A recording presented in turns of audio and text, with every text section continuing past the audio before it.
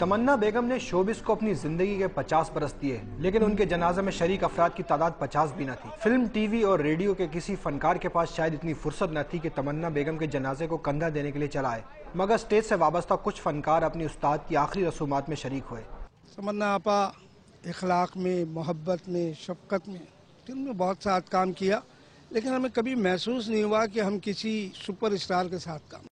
लाहौर में जन्म लेने वाली तमन्ना ने कराची से सन 1960 में रेडियो से अपने फनी सफर का आगाज किया। 70 की दहाई में फिल्म और फिर फिल्मी सनत के जवाल के बाद टीवी का रुख किया और हर जगह बेहतरीन किरदार निगारी से अपने फन का सिक्का जमाया। मगर जब गुर्दों के आर्जे में मुब्तला हुई तो हस्बे रिवायत न किसी हुकूमती शख्सियत को मिजाज पुरसी का ख्याल आया, न ही शोबिस की किसी नुमाया शख्सियत ने खैरियत दरियाफ्त की।